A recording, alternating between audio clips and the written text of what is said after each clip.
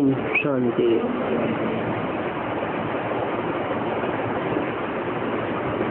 वाणी चल रही थी 25 अगस्त 1968, दूसरे पेज के मध्यांश में बात चल रही थी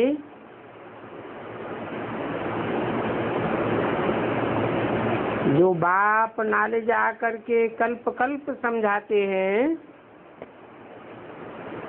वो कोई नई बात नहीं है। हाँ, इतनी नॉलेज है कि उसमें गुह्यता आती जाती है।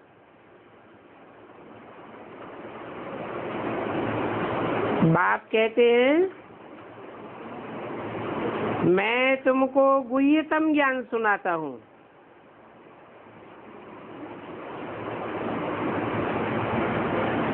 जैसे मनुष्यों की लिखी हुई गीता में कहा है गुह्यात गुह्यतरम ज्ञानम, तो गुह्यराज बाप आकर के समझाते हैं।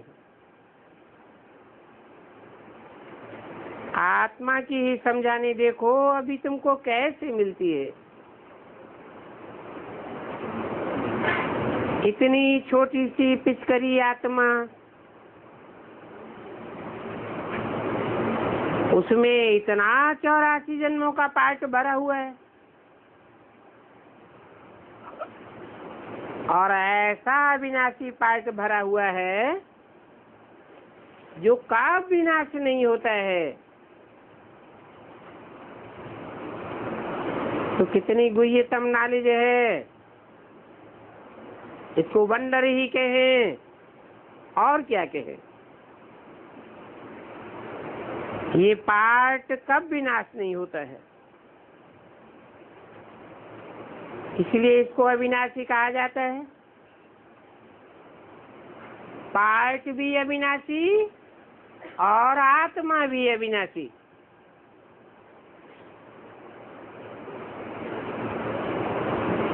आत्मा ही 84 जन्म भोगती है। आत्मा ही बुलाती है कि हे फलाने इधर आओ। आत्मा नहीं कानों द्वारा सुनो। तो बाप कहते हैं अपन को आत्मा समझो। तुम आत्मा यहाँ आकर के पार्ट बजाती हो शरीर द्वारा। वहां तो न शरीर होते हैं और न आत्मा का कोई पार्ट चलता है। यहाँ शरीर है तो पार्ट भी चलता है। शरीर से आत्मा अलग हो जाती है तो फिर कोई जवाब नहीं मिलता। अभी बाप कहते हैं कि बच्चे तुम आत्मा हो, तुमको वापस जाना है। जब ये पुरुषोत्तम संगम युग आता है तब तुमको वापस जाना होता है। और वापस जाने के लिए पवित्रता मुख्य बात है। जो आत्मा जितनी पवित्र होगी वो पहले पहले परम धाम वापस जावेगी। वहाँ शांति धाम में सब पवित्र आत्माएं ही जाती हैं। शांति धाम और सुख धाम ये दोनों ही पवित्र धाम हैं।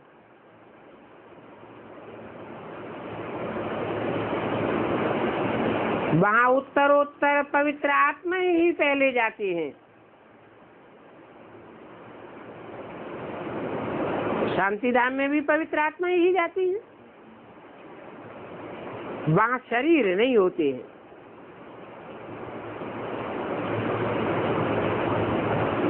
सुखधाम में शरीर भी होता है, पवित्र आत्मा भी होती है। शांति धाम में बैटरी डिस्चार्ज नहीं होती है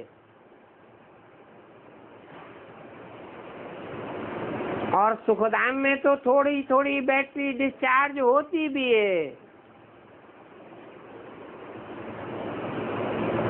यहाँ इस दुनिया में शरीर धारण करने पर मोटर चलती है तो बैटरी कम होती जाती है, मोटर नहीं चलेगी तो बैटरी कम नहीं होगी।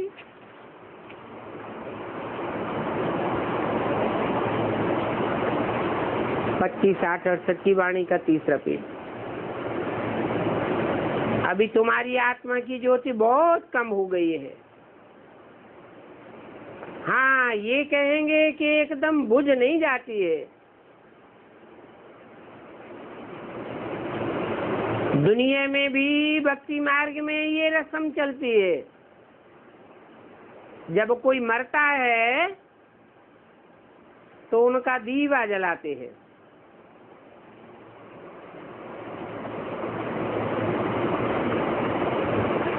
फिर उस दीवे की बहुत संभाल करते हैं। आत्मा की ज्योति कब बुझती नहीं है, वो तो अविनाशी है।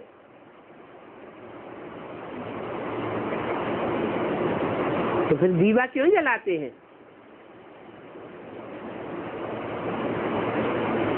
भक्ति मार्ग में जो दीवा जलाते हैं वो संगम युग की यादगार है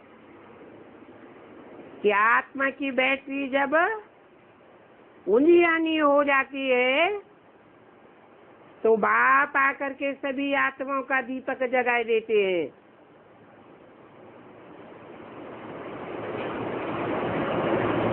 और इन दीपकों की बहुत संभाल की जाती है। बाप जानते हैं ये बहुत लवली बच्चे हैं जो काम चिता पर बैठ करके भस्म हो गए थे। अभी फिर उनका दीवा जगावेंगे। ये बच्चे बिल्कुल ही समूह प्रधान मुर्दे बन गए थे।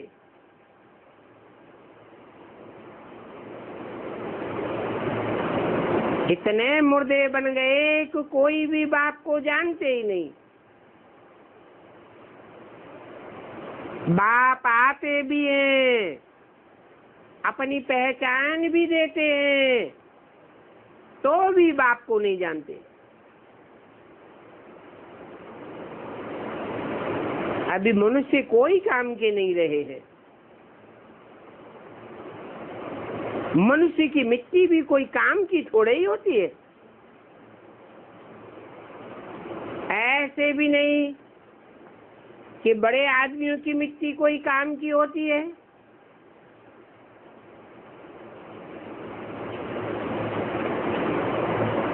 नहीं,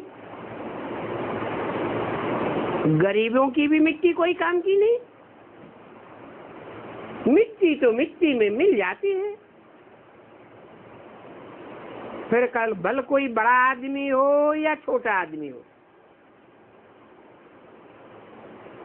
आत्मा चली जाती है तो मिट्टी को जला देते हैं। कोई तो फिर कब्र में बंद करते हैं, मिट्टी में दाब देते हैं। कौन? हिंदुओं में जलाते हैं और मुसलमानों में मिट्टी में दबाए देते हैं। ऐसे क्यों करते हैं?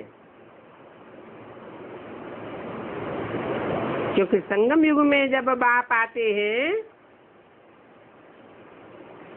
तो जो देवी देवता सनातन धर्म के बच्चे हैं वो अपने देह अभिमान रूपी मिट्टी को पूरा ही जलाए देते हैं।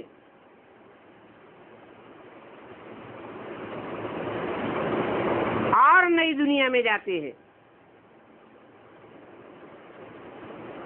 इस्लाम धर्म आदि दूसरे धर्म की जो आत्माएं हैं वो अपने देह अभिमान की मिट्टी को पूरा जलाए नहीं पाती। इसलिए उनके धर्म में ये परंपरा चली आ रही है कि वो अपनी मिट्टी को मिट्टी में दबा देते हैं, कब्र दाखिल करते हैं। जो पारसी लोग होते हैं वो कुएं पर रख देते हैं ताकि पक्षी लोग आकर के मांस खा जाएं।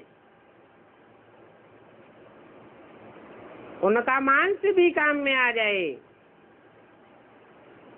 बाकी हड्डियां जाकर नीचे पड़ती हैं, वो भी काम में आ जाती है, खाद बन जाती है। तो देखो, हर एक धर्म की अपनी अपनी रस्म है।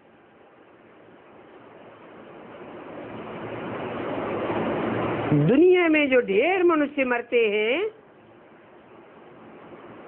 ढेर की ढेर हड्डियां निकलती होंगी।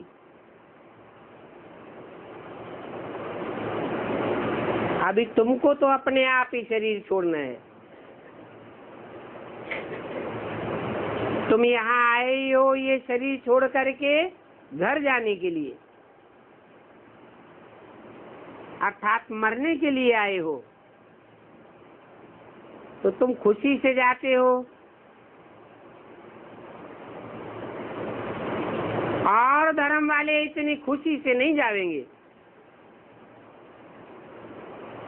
तुम जानते हो कि हम तो जीवन मुक्ति में भी जाएंगे। तो जिन्होंने जो पार्ट बजाया है वो अंत तक बजावेंगे।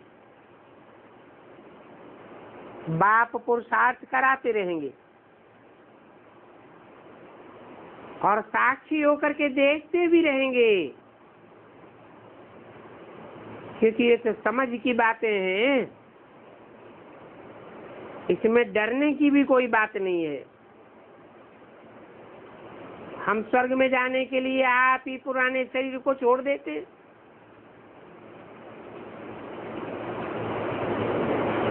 पुराना शरीर छोड़ते हैं तो जरूर स्वधर्म में स्थित हो जाते हैं।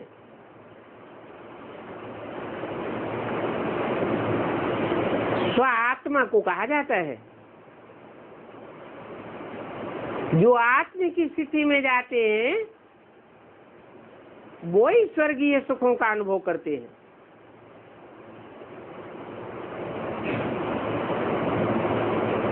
तो बच्चों को बाप को याद करते रहना है ताकि अंत मते सुगति हो जावे। इसी बात में मेहनत है, और हर एक बच्चे की पढ़ाई में मेहनत लगती है। भगवान को आकर के पढ़ाना जरूरी है।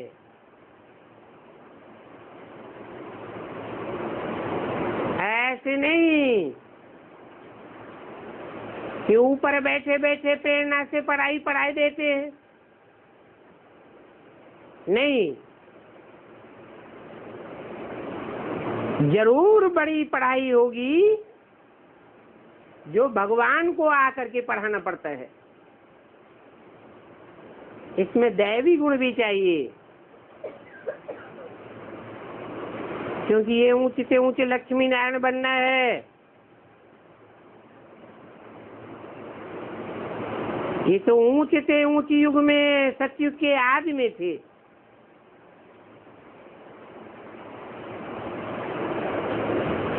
तुम भी सतयुगी देवता बनने आए हो, तो तुम्हारी अहम आध्यात्म कितनी ऊंची है। त्रिमूर्ति में क्लियर है, क्योंकि अगर ये ब्रह्मा विष्णु आदि के चित्र न होते तो समझाते भी कैसे। ये भी जानते हो कि ब्रह्मा से विष्णु बनता है। कौन से युग में? संगम युग में। और विष्णु से ब्रह्मा बनने में 5000 वर्ष लग जाते हैं। ब्रह्मा की 8 भुजाएं, 10 भुजाएं, 100 भुजाएं, 1000 भुजाएं भी दिखाते हैं, क्योंकि ब्रह्मा के ही इतने सहयोगी बच्चे बनते हैं। कितने ढेर के ढेर बच्चे हो जाते हैं। तो उन्होंने फिर अनेक भुजाओं वाला चित्र बना दिया है। बाकी ऐसे नहीं कोई मनुष्य इतनी भुजाओं वाला होता है। रावण के 10 सिरों का भी अर्थ है।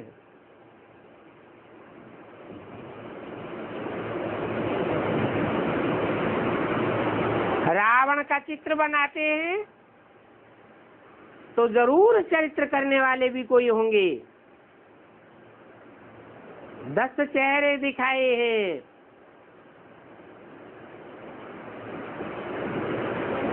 तो कहेंगे 10 धर्मों के 10 चित्र हैं,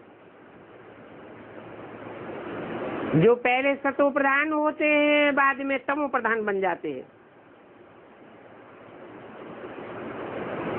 बाकी कोई ऐसा मनुष्य नहीं होता है जो 10 सिरों वाला हो।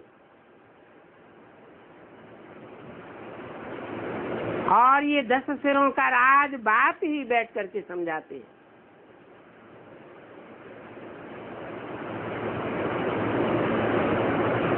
पांच विकार पुरुष के और 5 विकार स्त्री के। स्त्री का नाम शास्त्रों में क्या दिया है?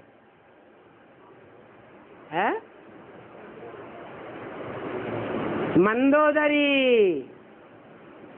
उदर माना पेट।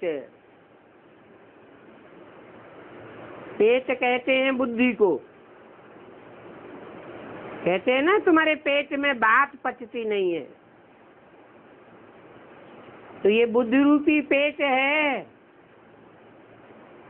जो मंदोदरी को मंद बुद्धि दिखाया गया है।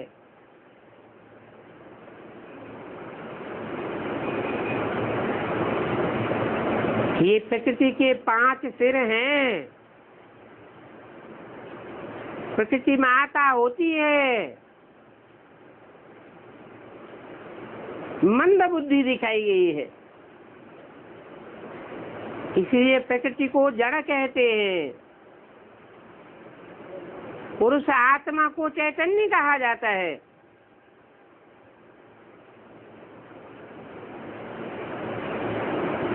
रावण बड़ा प्रकांड विद्वान दिखाया गया है।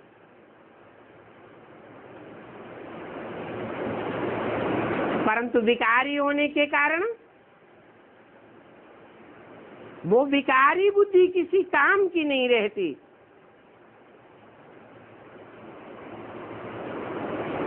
मनुष्य तो कुछ भी नहीं जानते हैं। ये खेल है राम और रावण का। सत्युग आज में होता है राम राज्य, कलयुग अंत में वही राम रावण बन जाता है, कृष्ण कंस बन जाता है।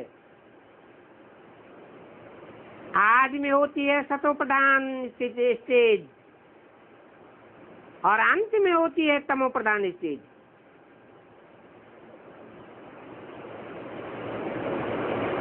इस बात का दुनिया में कोई को पता नहीं है। बाप ही आकर के समझाते हैं कि दुनिया की हर चीज 4 अवस्थाओं से पसार होती है।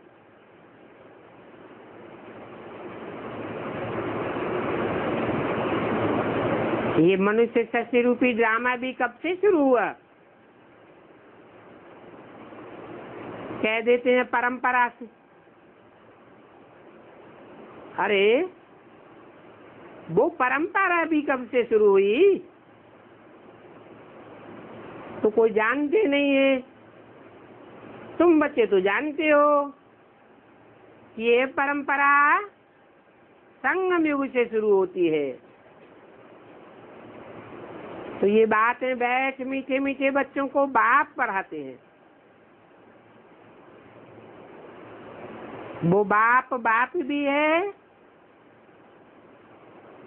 पढ़ाने वाला टीचर भी है, और सदगति देने वाला गुरु भी है। बुद्धि की ही पहले सदगति करते हैं। तो बच्चों को कितनी खुशी होनी चाहिए। ये जो म्यूजियम आदि तुम खोलते हो, ये किसके डायरेक्शन से खोलते हो? म्यूजियम हो, सेंटर हो, गीता पाठशालाएं हो, बाप के डायरेक्शन से खोलते हो ना।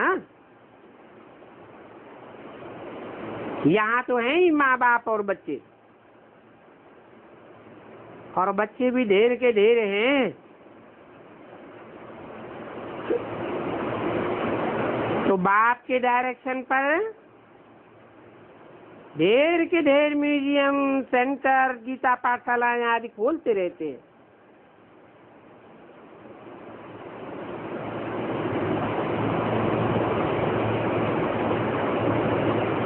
इन सबको क्या देखना? एक को देखा माना 10 को देखा।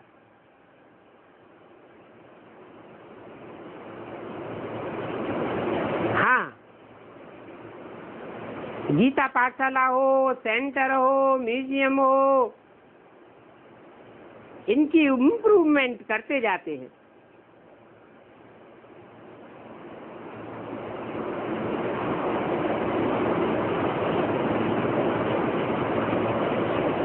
मैं भी भला जाकर के क्या करूंगा? बाबा कोई से बात तो करते नहीं है। कहते हैं, तुम कहते हो भगवानुवाद रथ द्वारा। तो भगवान को कहते हैं कि हे भगवान, हमको साक्षात्कार कराओ।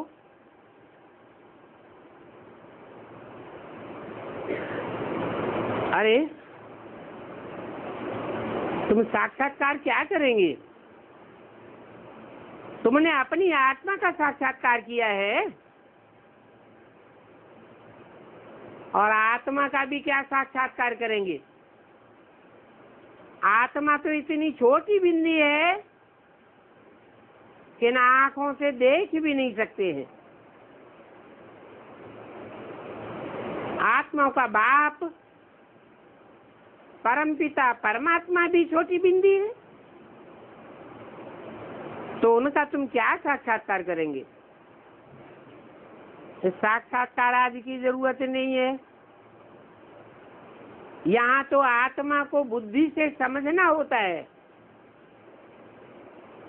कि ये आत्मा अति सूक्ष्म स्टार मिसल प्रकृति के बीच में रहती है।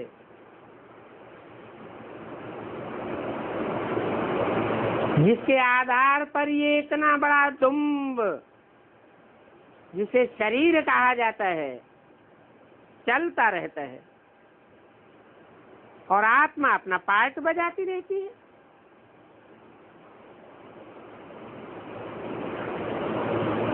अभी तुम्हारे पास ना लाइट का है और न रतन जड़ित ताज है।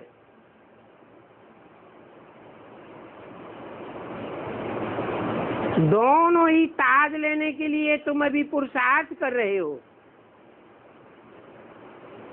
पुरुषार्थ करते करते आत्मा जब संपन्न स्टेज को पकड़ेगी तो तुम्हारी आंखों में, तुम्हारे चेहरे में, मस्तक में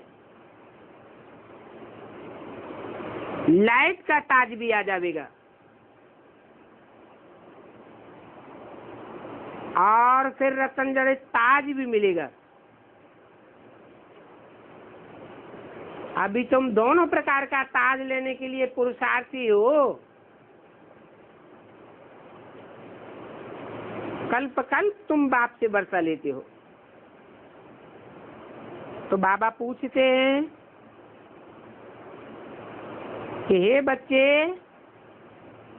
तुम आगे भी कभी मिले थे? तो बच्चे कहते हैं हाँ बाबा, हम कल्प कल्प मिलते हैं। क्यों मिलते हो? मिलते हैं लक्ष्मी नारायण जैसा बनने के लिए। बस सभी बच्चे एक ही बात बोलेंगे। बाप कहते हैं तुम तो 100 बात बोलते हो। अभी फिर से पुरुषार्थ करो। जो जितना पुरुषार्थ करेंगे उतना नर से नारायण और नारी से लक्ष्मी जैसा बनेंगे।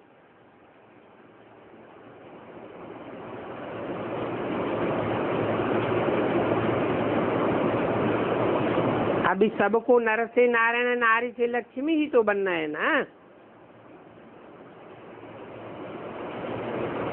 फिर बाप कहते हैं प्रजा भी चाहिए। प्रजा तो ढेर की ढेर बनती है। तो जरूर है कि पुरुषार्थ करने वाले बहुत थोड़े बच्चे निकलते हैं।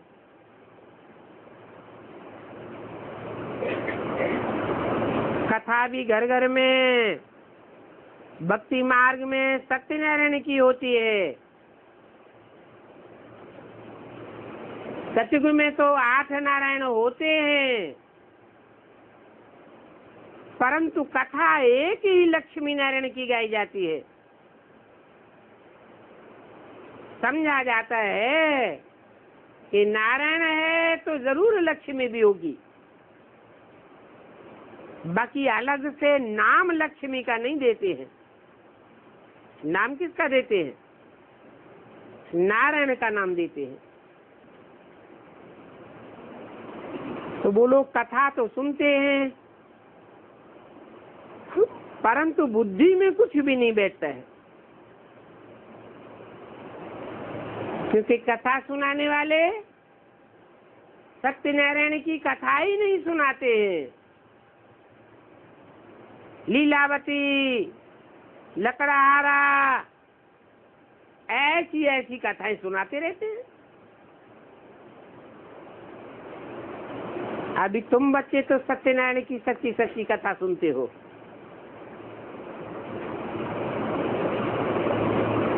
जानते हो ये सच्ची कथा सुन करके हम सप्तधाम में चले जाएंगे। वो है निराकारी दुनिया। निराकारी दुनिया में तुम आत्मा सच्ची स्टेज में जाकर के बैठेंगे।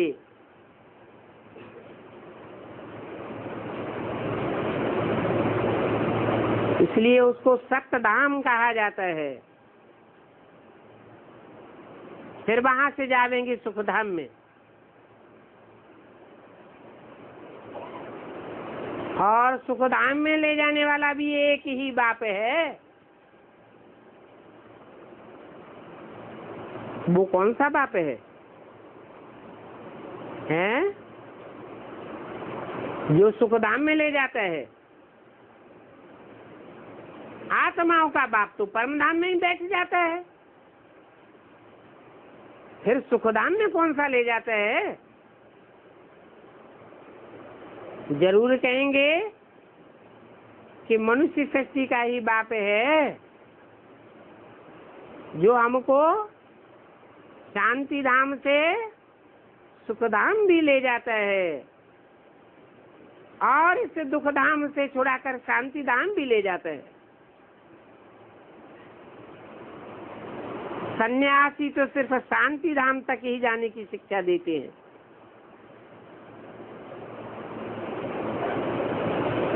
सहज राजयोग के ज्ञान का उन सन्यासियों को विचारों को पता ही नहीं है। तो तुम कोई को भी समझाओ तो बोलो कि अभी आत्माओं के बाप के घर वापस जाना है। वो हम आत्माओं का भी घर है, हम आत्माओं के बाप का भी घर है, इसलिए अभी बाप को याद करो। और तुम बच्चे ही बुलाते हो कि आओ, आकर के हमको इस दुखों की दुनिया से लिबरेट करो, मुक्ति दो। अभी बाप आए हैं, अपना परिचय भी देते हैं, फिर भी उस बाप को जानते ही नहीं। बाप तो कहते हैं कि जान करके बाप से पूरा वर्षा ले लो। ओम शांति। ये 23-8-68 की वाणी का कोई बचा हुआ हिस्सा है, तीसरे पेज का।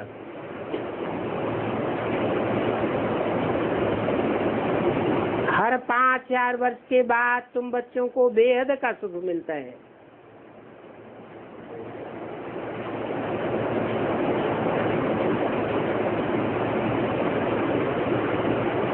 द्वापर कलयुग में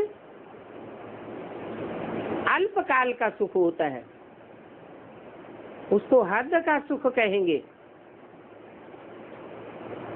और बाप आकर के स्वर्ग की नई दुनिया का बेहद का सुख देते हैं। मनुष्य तो कह देते हैं अर्जुन कलयुग की आयु इतने लाखों वर्ष है। इस बात में बहुत बहस करते हैं, परंतु उन बहस करने वालों को समझाना है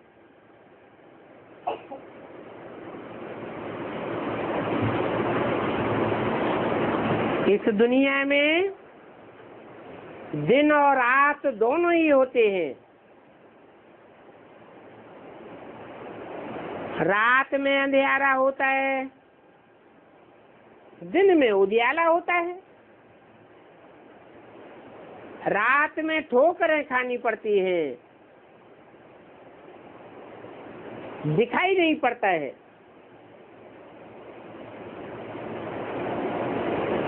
और रोशनी हो जाती है तो सोजरा ही सोजरा हो जाता है।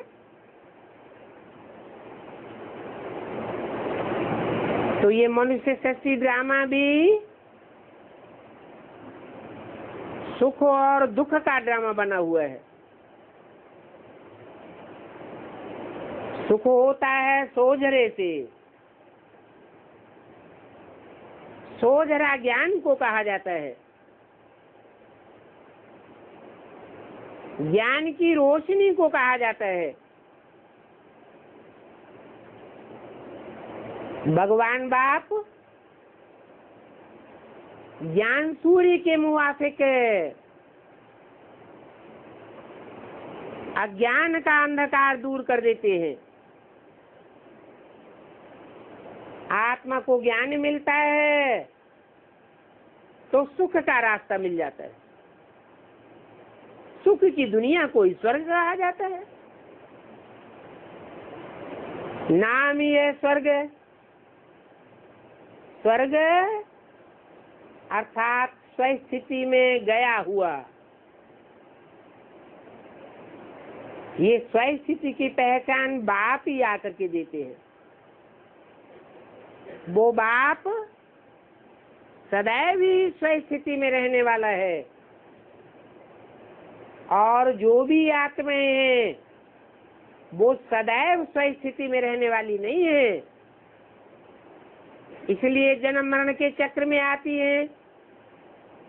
जन्म मरण के चक्र में आने के कारण ज्ञान को भूल जाती है, आदि मध्य अंत को भूल जाती है। वर्तमान भी याद नहीं रहता, भविष्य भी याद नहीं रहता, पास्ट भी याद नहीं रहता। और वो परमपिता परमात्मा तो सदैव ही स्वस्थिति में रहने वाला है। वो सदा शिव कहा जाता है, क्योंकि जन्म मरण के चक्र में नहीं आता है।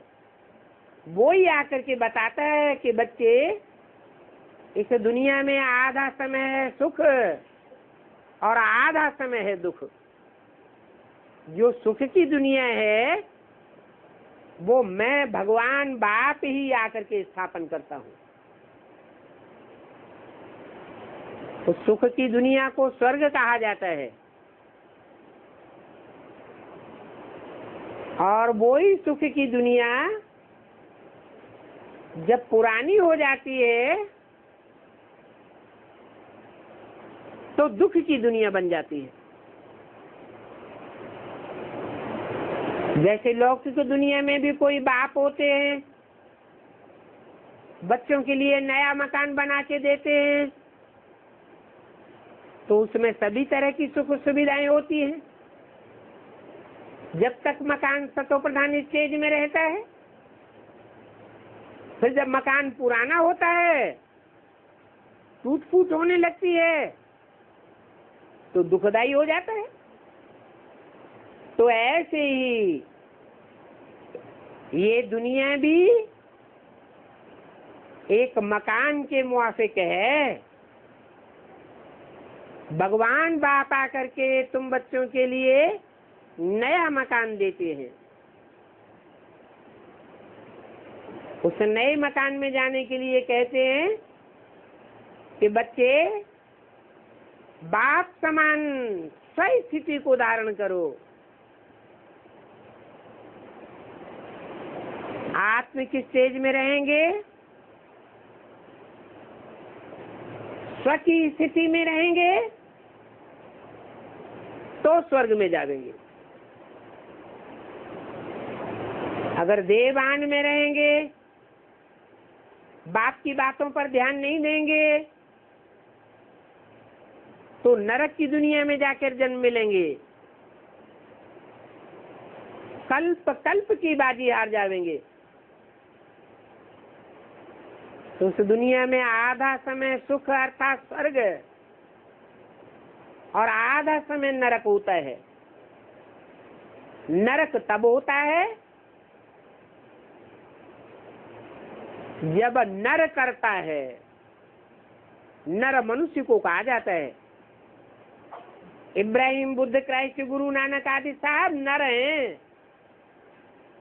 इन मनुष्य गुरुओं के द्वारा जो भी धर्म स्थापन किए गए वो सब नरक पैदा करने वाले हैं, दुनिया को नीचे गिराने वाले हैं, दुनिया में अंधियारा फैलाने वाले हैं। ये अज्ञान का अंधियारा फैलाते हैं। बाप तो ज्ञान सूर्य है, ज्ञान की रोशनी दे करके हम बच्चों को स्वर्ग में भेज देता है। तो ऐसे नहीं है कि दुनिया की आयु लाखों वर्ष है, नहीं। 2500 वर्ष की हिस्ट्री मनुष्यों के पास है। इस 2500 वर्ष की हिस्ट्री में दूसरे दूसरे धर्मों की हिस्ट्री मिलती है। इब्राहिम का इस्लाम धर्म, बुद्ध का बौद्ध धर्म, क्राइस्ट का क्रिश्चियन धर्म आदि आदि।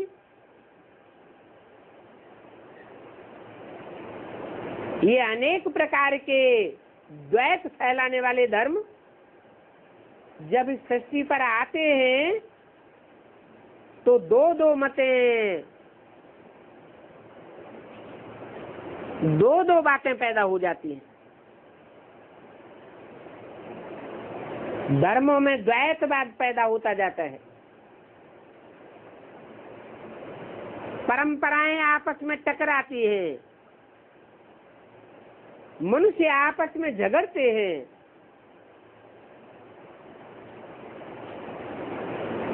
राज्यों की आपस में टक्कर होती है। एक कुल दूसरे पर हमला करता है तो दुनिया में दुख पैदा हो जाता है। लोगों को पता ही नहीं रहता इस दुनिया का एक बाप कौन है जो भाईचारा पैदा कर सके। तो ये 2500 वर्ष की जो मनुष्यों की पैदा की हुई दुनिया है, इसमें दुख होता है, इतना दुख होता है कि मनुष्य दिन गिनना शुरू कर देते हैं। तवारीखें शुरू होती है क्राइस्ट का संवत दिन गिनने के लिए, विक्रम संवत दिन गिनने के लिए, शक संवत दिन गिनने के लिए, हिजरी संवत दिन गिने जाते हैं।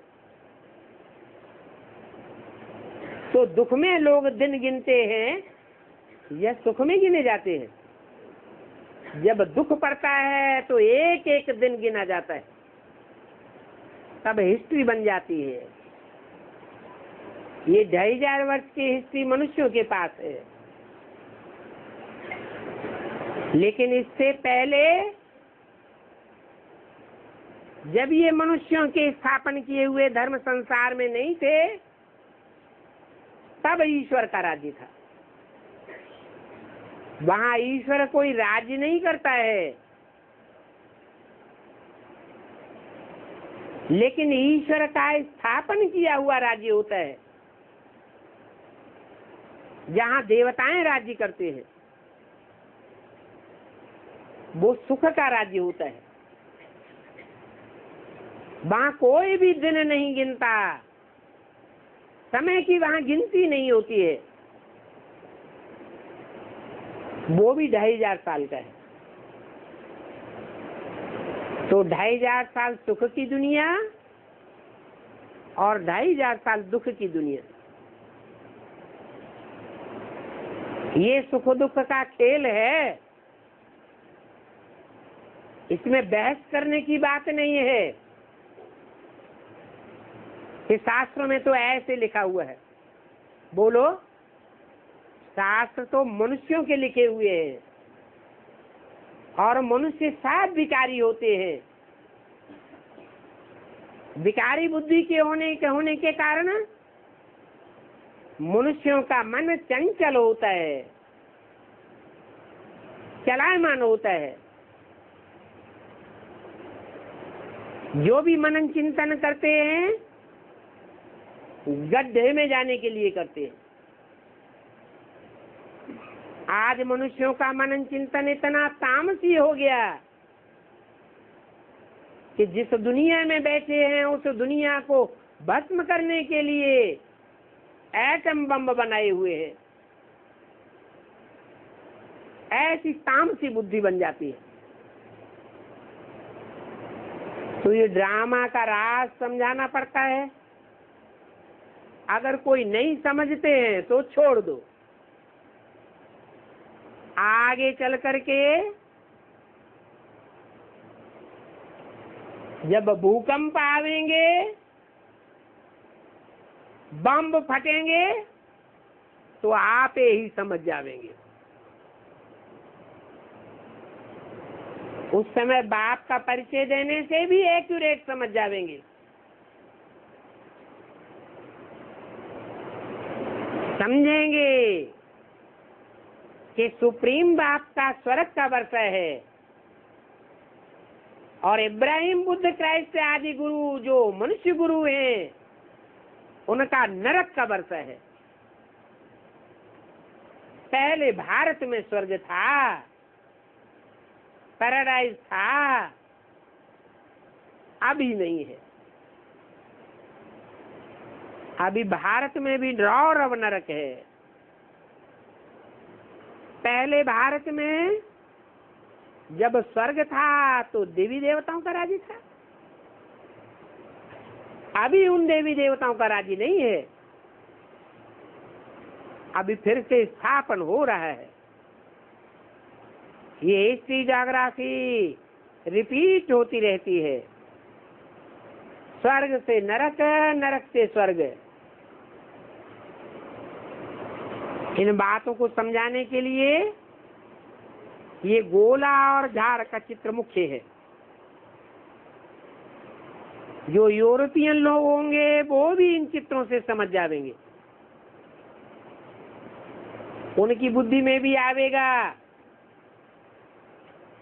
कि हम तो पैराडाइज में आ नहीं सकेंगे। भला पैराडाइज था, और वो पैराडाइज योग बल से स्थापन हुआ था।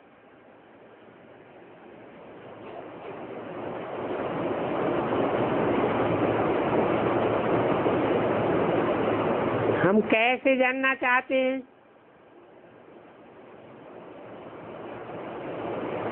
वो तुम भी आकर के समझो। भारत का प्राचीन राजयोग, जिससे भारत पैराडाइज बना, वो प्राचीन राजयोग यहाँ भी समझाया जाता है, सिखाया जाता है। अच्छा, बच्चों को रूहानी बाप दादा का याद प्यार, गुड नाइट। रूहानी बच्चों को रूहानी बाप का नमस्ते।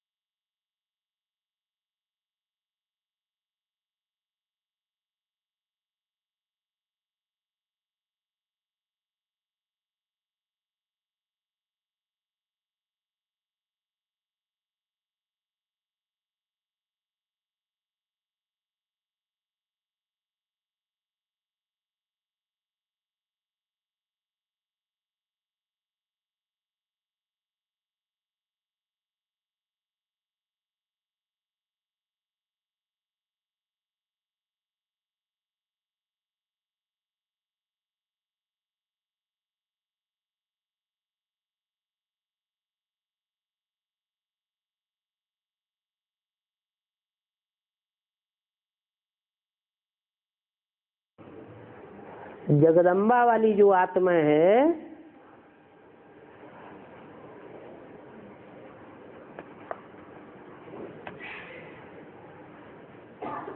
उसका ओरिजिन जहां से होता है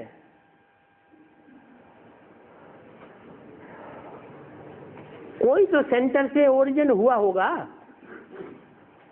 निकास हुआ होगा कि नहीं? बेसिक से हुआ होगा या डायरेक्ट एडवांस से हुआ होगा?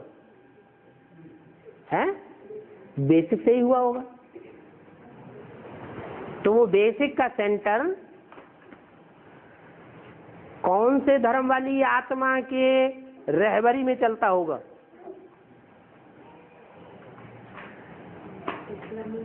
है?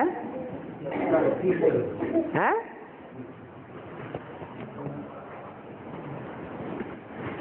इस्लामी नहीं, सिख धर्म भी नहीं है,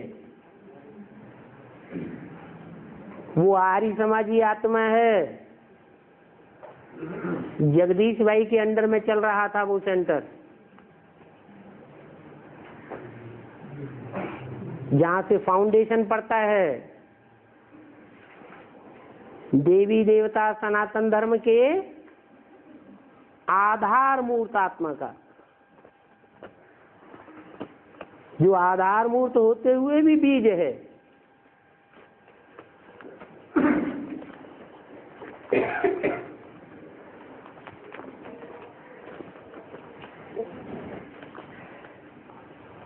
और जगदीश भाई कौन से धर्म से कनेक्टेड है?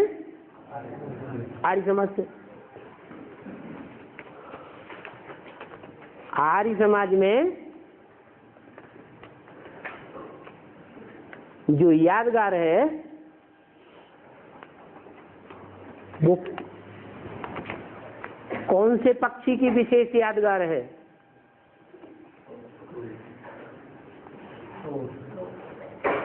जिनको श्राद्ध का भोजन खिलाया जाता है, कौए।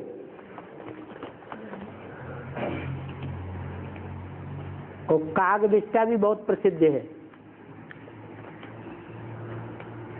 कागविष्टा किसे कहा जाता है? कागविष्टा कहा जाता है कि मनुष्य जो खाता है उस मनुष्य के खाने के बाद जो खून है वो शरीर में चला जाता है खाना खाने के बाद, और जो कचरा रहता है जिसे हम विष्टा कहते हैं उसे कौवा खाता है। क्या?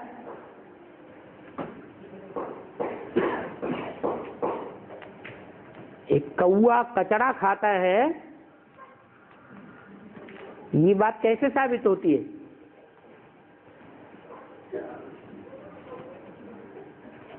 ये दुनिया का आखिरी धर्म है या बीच का धर्म है या आदि का धर्म है? आखिरी धर्म है। तो आखिरी धर्म में आखिरी जो धर्म पिता होगा, जो भी ज्ञान सुनाएगा, वो ऊपर से आने वाले अनेक जो धर्मात्माएं हुए हैं उनका सुना सुनाया पचा पचाया वो ही सुनाएगा या कुछ नई बात सुनाएगा? वो ही सुनाएगा, क्योंकि ये सतयुग का आखिरी नारायण है। आखिरी जो नारायण होता है उसका ज्ञान भी आखिरी स्टेज का तमो प्रधान ज्ञान होगा, विस्तार को पाया हुआ ज्ञान होगा या सार स्वरूप ज्ञान होगा? विस्तार को पाया हुआ ज्ञान होता है।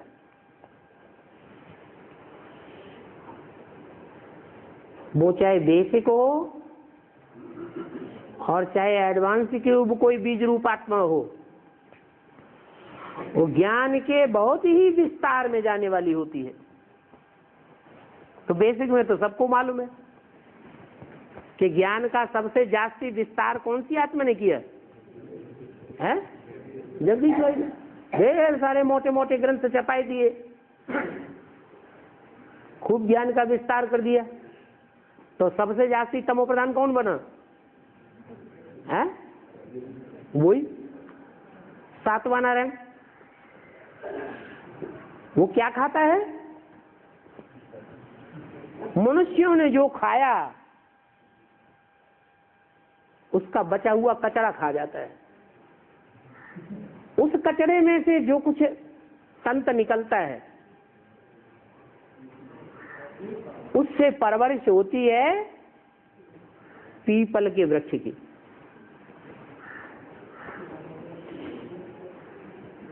पैदाइश होती है।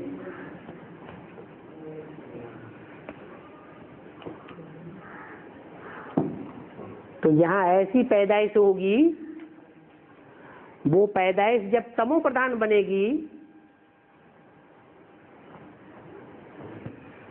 तो गोरा पार्ट बजाएगी या काला पार्ट बजाएगी? महाकाली का पार्ट बजाती है।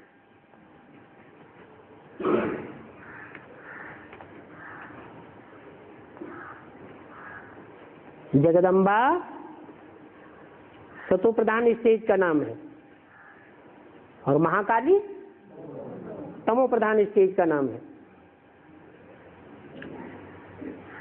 जगदम्बा जब तमो प्रधान बनती है तो उसका कारण यही होता है कि अंतिम जन्म में जाकर के वो आर्य समाजियों के पूरे प्रभाव में आ जाती है।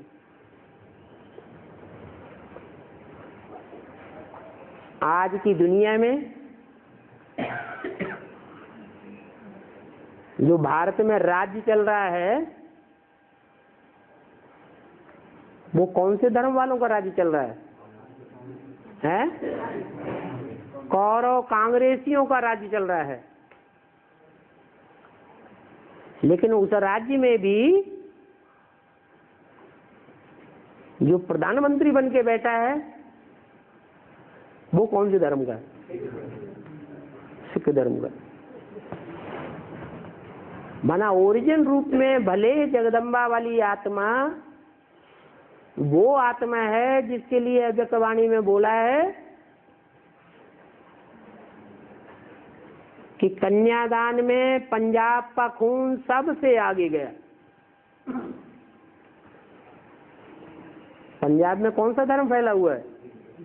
सिख धर्म।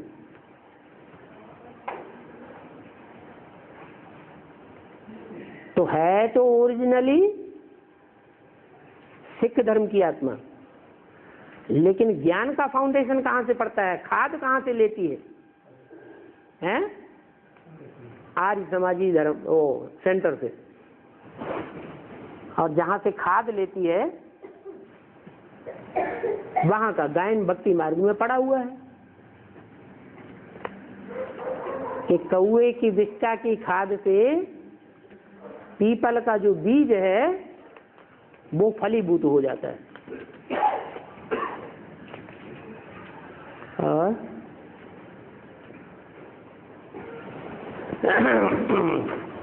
यादव भाई ने एक प्रश्न लिख करके भेजा है, बाबा हम बच्चों के मुकाबले आपको तो बाप की याद करना और ही सहज है, क्योंकि आपको अपनी आत्मा को और बाप की आत्मा को अपनी ही प्रकृति में देखना होता है और याद करना होता है, तो आपको तो सहज हो जाता है।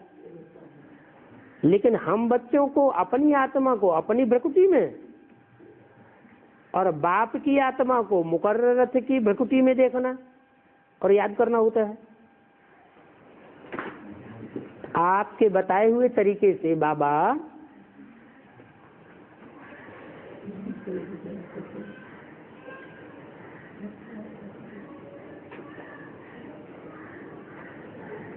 इस याद की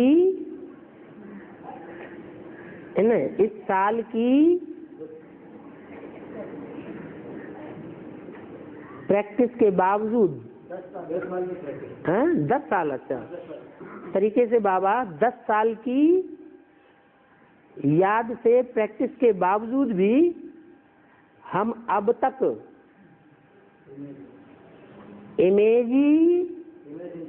इमेजिन माने कल्पना ही कर रहे हैं।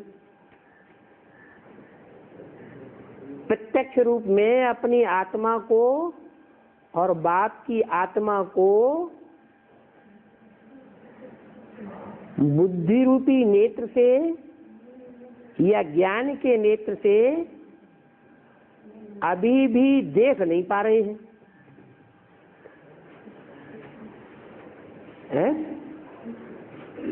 ज्ञान का नेत्र से देख नहीं पा रहे हैं, अनुभव भी नहीं कर रहे हैं। तो बाबा हमारे पुरुषार्थ में क्या कमी है, सो बताइए। है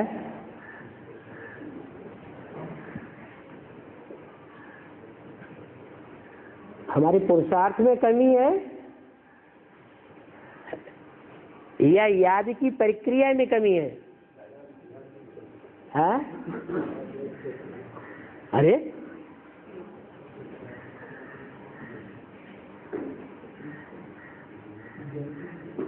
सबका अनुभव यही है या नंबरवार है? हैं? नंबरवार है। माने कोई ऐसे भी हैं जो ज्ञान के नेत्र से अपनी आत्मा को भी देख लेते हैं कि स्टार है, स्टार की तरफ बुद्धि टिकती है, और अगर कंसंट्रेट करें तो दूसरी आत्मा के भी नैनों के बीच में भ्रकुटी में आत्मा को देखने का अभ्यास करते हैं और अनुभव करते हैं कि दूसरा भी आत्मा है। लेकिन बाबा तो कहते हैं बच्चे घड़ी घड़ी भूल जाते हैं, आंखें बहुत धोखा देती है, 10, 20, 50 भूलें तो रोज ही करते होंगे। तो जब दूसरे को देखते हैं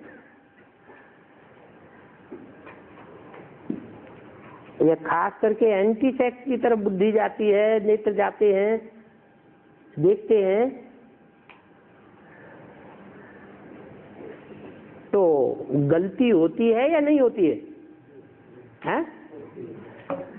और सबको एक जैसी गलती होती है या नंबरवार होती होगी? हैं? बोलो। नंबरवार होगी।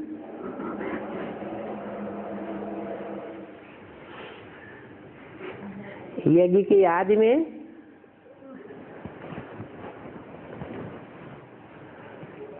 कुछ आत्मा ऐसी थी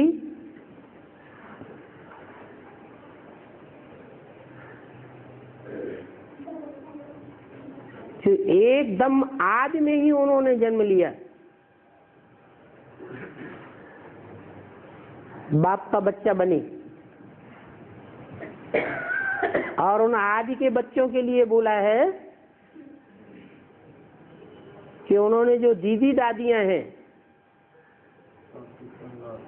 उनको भी श्रृंगार किया है। वो बच्चे कौन हुए? कौन सी लिस्ट में हुए? अष्टदेव। वो अष्टदेवों की लिस्ट में आने वाले बच्चों को इस वर्तमान जन्म में एडवांस में आया हुआ ज्यादा से ज्यादा कितना पुराना बताया है?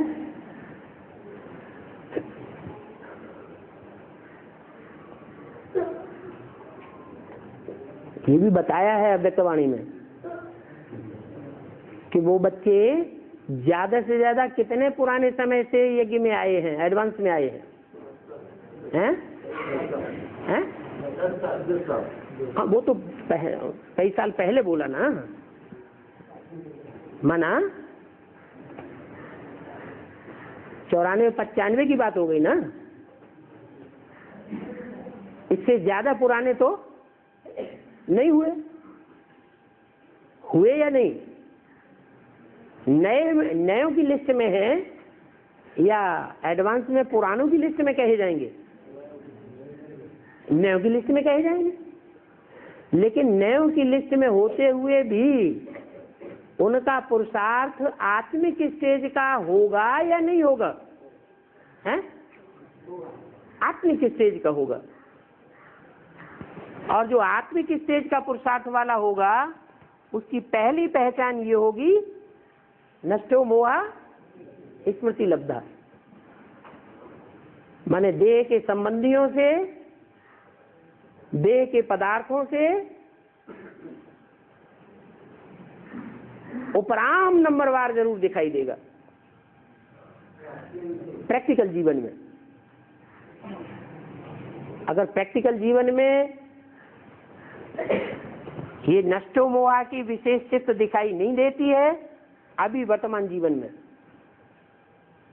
तो अष्टदेवों की लिस्ट में नहीं हो सकते।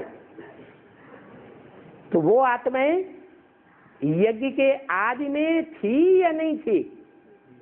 थी। वर्तमान जन्म में उनकी उम्र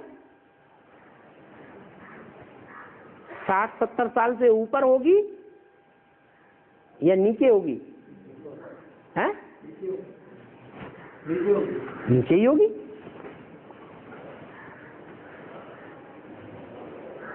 इसलिए वो यूथ ग्रुप के हुए या वयोवृद्ध ग्रुप के हुए? यूथ ग्रुप के हो गए। इसका मतलब ये है यज्ञ के आदि में जो थे और अंत में अभी दूसरा जन्म लेकर के फिर एडवांस में आए हैं, उनकी आत्मिक स्थिति जल्दी बनेगी उनके मुकाबले जो यज्ञ के आदि में थे ही नहीं।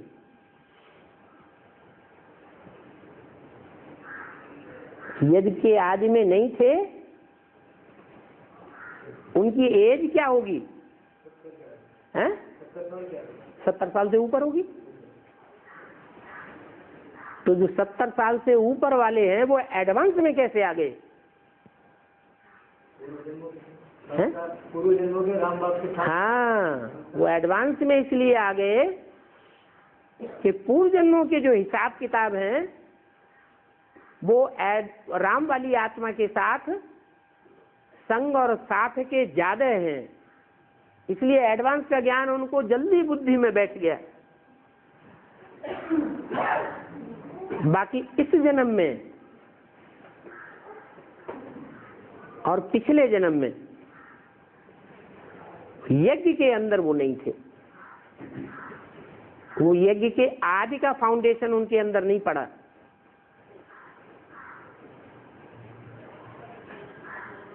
इसलिए हो सकता है कि वो बीज रूपी स्टेज जो बननी चाहिए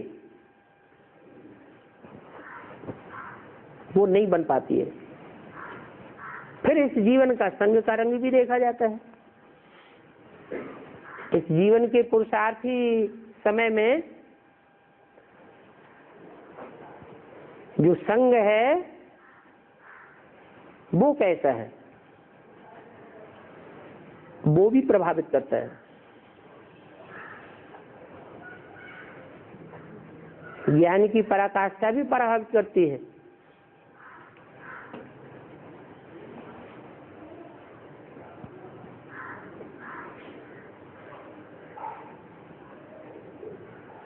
जो गीता पाठशालाएं हैं उनमें दोनों पहिए अगर एक जैसे हैं तो प्रभाव अच्छा पड़ेगा, और दोनों पहियों में से एक जाम है तो गाड़ी वहां की वहीं घूमती रहती है, गाड़ी आगे नहीं बढ़ती। और भी कई कारण हैं जिनके आधार पर कोई को तो स्मृति हो सकती है आत्मा को देखने की, प्रैक्टिस हो सकती है, अनुभूति हो सकती है। वो अनुभूति ऐसी भी होगी कि दूसरे भी अनुभव करेंगे। देखने मात्र से ही उन्हें अनुभव होगा कि ये याद में ज्यादा रहने वाला है।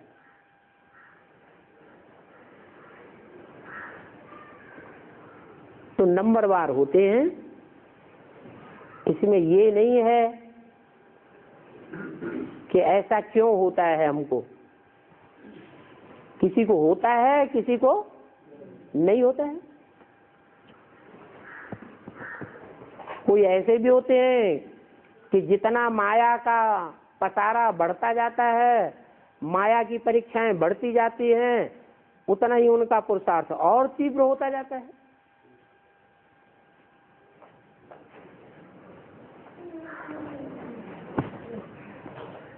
तो सब नंबरवार हैं, बाकी अपना अपना अनुभव है। ये भी हो सकता है कि वर्तमान में कोई अभी अनुभव में नहीं है और आगे चल करके अनुभव में आ जाए। 63 जन्मों का हिसाब किताब चल रहा है, रील घूम रही है। पुरुषार्थ करने में जो जितने तीव्र हैं, तो पुरुषार्थ की जो रफ्तार है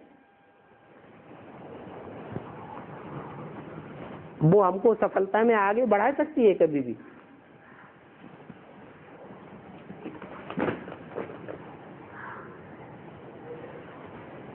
जो वयोवृद्ध लोग हैं उनको फंक नहीं होना है कि हम तो यज्ञ के आदि में नहीं थे इसलिए हम तो कमजोर ही रहेंगे। नहीं, भले यज्ञ के आदि में न हो, फिर भी ये तो हो सकता है कि 63 जन्मों में राम वाली आत्मा के साथ जाती रहे हो।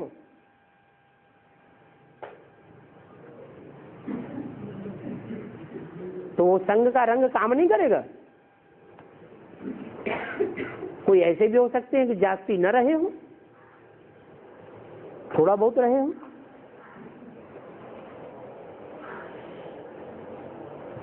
थोड़ा बहुत रहे होंगे तो ये जो वर्तमान ब्राह्मण जन्म है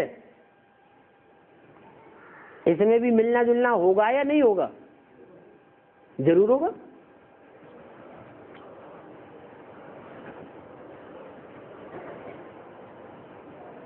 कम रहे होंगे तो मिलना जुलना कम होगा।